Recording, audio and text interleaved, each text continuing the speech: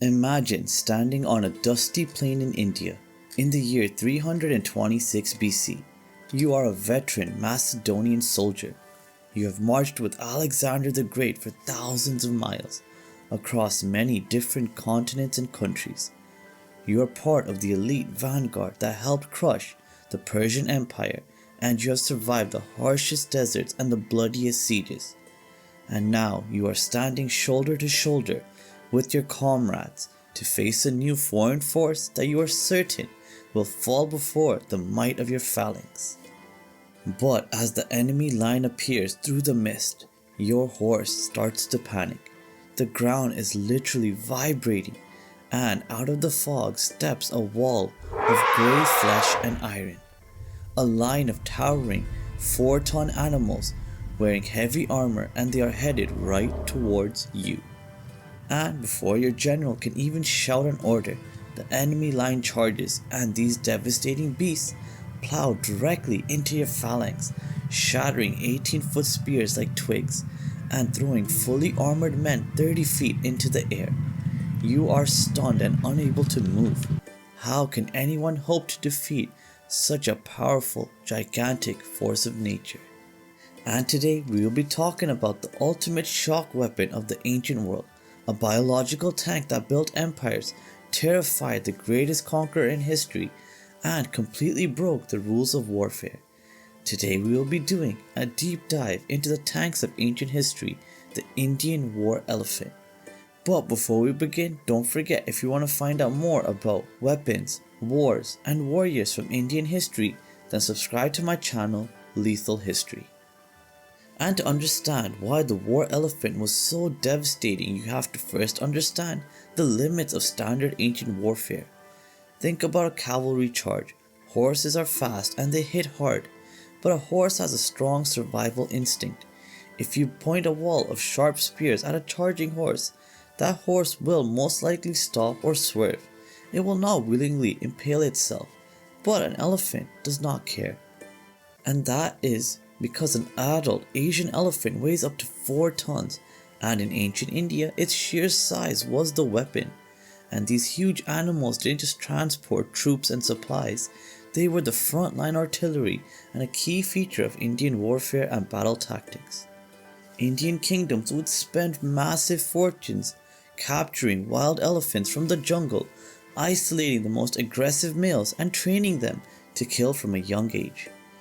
And if a war elephant hits a tightly packed group of soldiers, shields and armor are completely useless.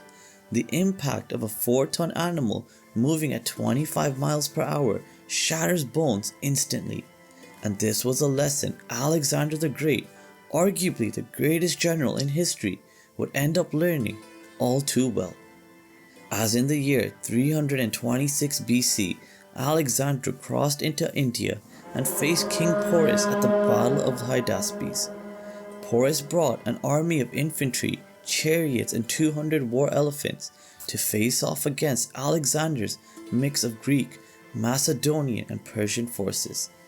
Porus deployed his elephants like bastions in a fortress wall, spacing them 100 feet apart across his front line, and when Alexander's invincible cavalry tried to charge, the attack immediately collapsed as the horses were terrified of the smell and the sound of elephants, and the horses simply refused to go near them.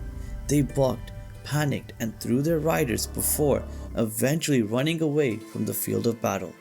And with his cavalry basically indisposed, Alexander was forced to send his infantry to attack the elephants with spears, swords, and arrows. And what would follow would be an absolute slaughter. A slaughter for the Macedonians, that is. As the elephants charged directly into the Macedonian phalanx, crushing soldiers beneath their massive paws, grabbing armored men with their trunks, lifting them into the air and smashing them into the ground. And any soldier that dared to get too close to these war elephants would find themselves impaled on the blades stuck to the elephant's tusks. And if the Macedonians were led by any other general other than Alexander the Great, their defeat would have been inevitable. But Alexander was a military genius, and he adapted his battlefield strategy rapidly. ordering his light infantry to ignore the elephants completely and focus entirely on the men driving them, the mahouts.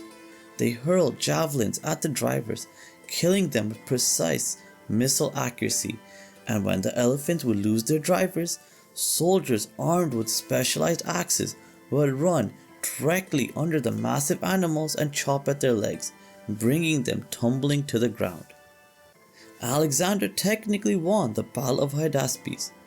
King Porus was wounded and the Indian line eventually broke, but the psychological damage these war elephants had caused to the Macedonian soldiers was undeniable. Alexander wanted to push deeper into India, but his spies returned with a terrifying report.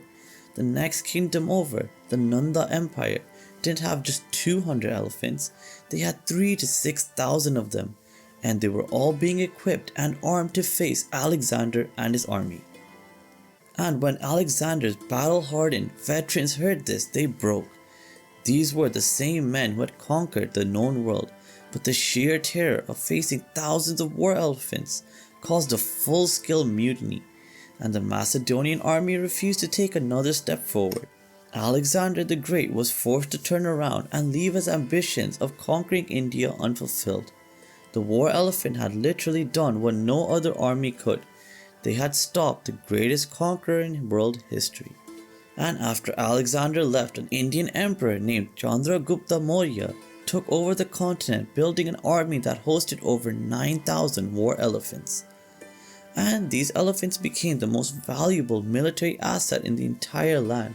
And for over 1,000 years, Indian kings built their entire military doctrine around these elephants.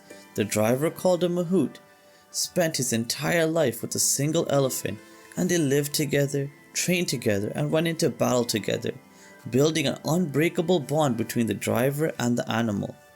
But relying on a biological tank comes with one massive fatal flaw.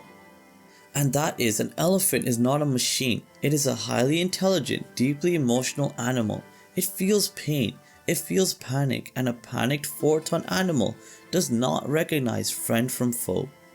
If an elephant was blinded by arrows, or if it was suddenly surrounded, its survival instinct would kick in. The animal would turn around and sprint away from the danger. But the problem was, away from danger meant running directly through their own army and trampling their own soldiers, wiping out the front line in seconds. And if you have hundreds or thousands of panicked elephants, well, the devastation that would cause is not hard to imagine. But it was for this very reason that the mahout carried a specialized heavy metal chisel and mallet. Because despite their bond, if his elephant completely lost control and turned on its own men, the driver had standing orders. He had to place the metal chisel directly at the base of the elephant's skull and hammer it into his brain. He had to instantly execute the animal he had raised since birth, just to save his own army from being trampled. And for centuries, the sheer shock value of the elephant outweighed this risk though, and it was used as a central point of focus across many battles. But in the 16th century, the rules of war changed forever. And in 1526, an invading warlord named Babur marched into India. He faced the Sultan of Delhi at the Battle of Panipat. The Sultan brought an army of 100,000 men and 1,000 war elephants. And by all logic, the invaders should have been wiped off the map. The Sultan army was larger, better equipped, and had 4-ton beasts of nature on their side. But Babur brought something to the battlefield that the elephants had never seen before: matchlock muskets and field cannons. And Babur didn't use the cannons to kill the elephants. He didn't have to.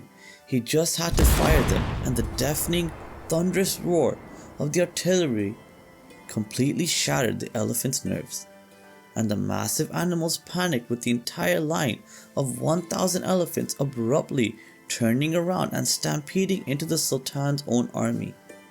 They trampled their own infantry to death by the thousands, and the Sultan's massive numerical advantage was destroyed in minutes by his own war elephants.